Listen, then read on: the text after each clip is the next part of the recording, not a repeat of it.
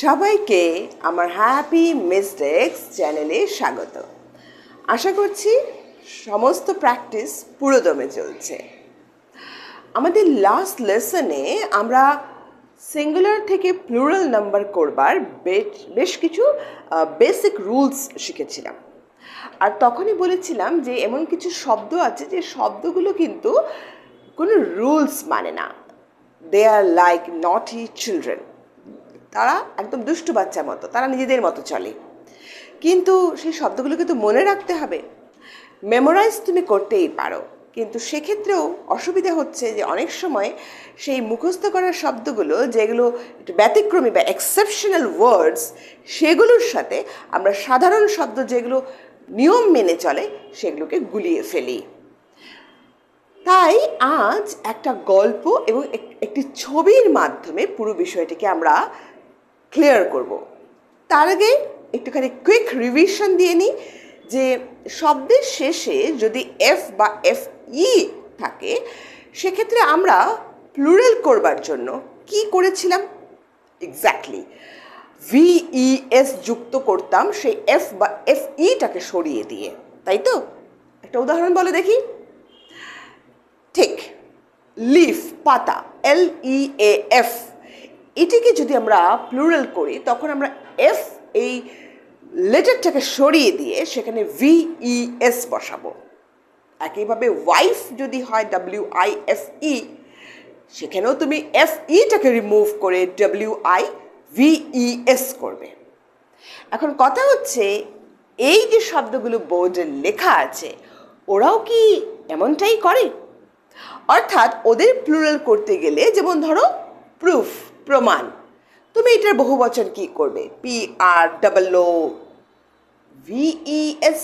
হ্যাঁ, তোমার নিয়ম যতটুকু তুমি জানো সেই অনুযায়ী তো এটাই করবার কথা, তাতে কোনো সন্দেহ হয়, তুমি ভুল বলছো না, কারণ তুমি তো অত পর্যন্তই শিখেছ। কিন্তু আজকের পর তুমি আর এখানে VES লাগাবে না, তার কারণ তুমি জেনে যাবে এখানে যে 9টা শব্দ লেখা রয়েছে ওদের প্লুরাল করবার জন্য আমরা কেবলই কি যোগ করব জানো তো?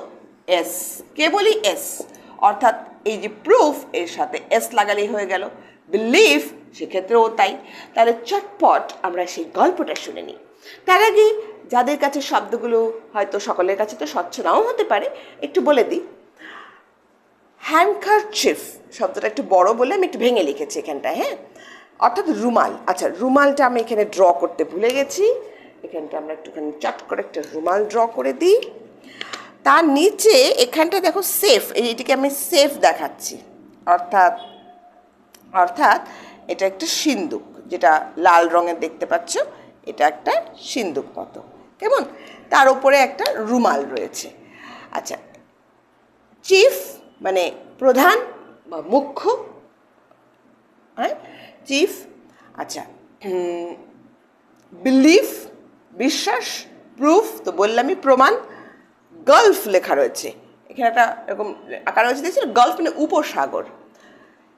এই জায়গাটা যে দেখছো ক্লিফ, ক্লিফ মানে বেশ উঁচু ঢালযুক্ত, খাড়াই পাহাড় মতো বোঝানো হয়, ঠিক আছে, এত উঁচু ঢালযুক্ত ক্লিফ। আর ডর্ফ মানে বামন, বামন বেটে খাটো মানুষ যারা মানে বরাবরই ধরো বয়স হয়ে গেছে, বড় হয়ে গেছে, কিন্তু তবুও তাদের হাইটও বাড়েনি কিছু না, তখন আমরা কি বলি? বাংলায় শব্দটা শুনেছো, বামন। এই শব্দগুলোর শেষে আমরা VES করব না, আমরা এস যুক্ত করব, কিন্তু এগুলোকে মেমোরাইজ করা বড্ড কঠিন, বা করলেও ভুলে যাই। তাহলে গল্পটা কি? ও, আরেকটা শব্দ আছে যেটা দিতে ভুলে গেছি, আরেকটা শব্দ আছে, দ্যাট ইজ রুফ মানে ছাদ।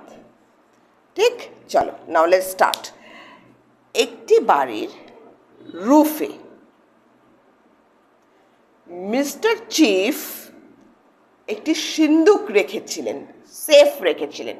একটি বাড়ির রুফে মিস্টার চিফ একটি সেফ রেখেছিলেন, যেটি ঢাকা ছিল হ্যান্ডকারচিফ দিয়ে, এবং ওনার বিলিফ ছিল, বিশ্বাস ছিল যে এটি যে এখানে আছে তার প্রুফ কারোর কাছে নেই। ঠিক, কিন্তু উনি জানতেন না যে পাশে একটি যে গালফ বা উপসাগর আছে, তার পাশ দিয়ে উঠে গেছে একটি ক্লিফ, বা খাড়া ঢালযুক্ত পাহাড়, সেই ক্লিফের ওপরে বসে এক ডর্ফ সবটাই দেখেছিলেন। আবার একটি বাড়ির রুফে মিস্টার চিফ একটি সেফ হ্যান্ডকারচিফ দিয়ে ঢেকে রেখেছিলেন। তার বিলিফ ছিল যে এই বিষয়টার প্রুফ কারোর কাছে নেই, কিন্তু গালফের পাশে থাকা একটি ক্লিফের ওপর বসেছিলেন একজন ডর্ফ, যিনি সবটাই দেখেছিলেন। এবার এই শব্দগুলোও মনে থাকবে। আর কি করতে হবে শব্দগুলোকে প্লুরাল করবার জন্য তো প্রথমেই বলে দিলাম। তাহলে আবার কি, এবার খাতায় চটপট এঁকে ফেলো, গল্পটাও লিখে ফেলো। আর যদি মনে করো এরকম ব্যতিক্রমী শব্দগুলোকে মনে রাখবার এই উপায়টা বেশ তোমার কাছে কার্যকর মনে হচ্ছে, পছন্দের মনে হচ্ছে, তাহলে অবশ্যই জানাও। সবাই ভালো থেকো। Keep making mistakes, keep learning.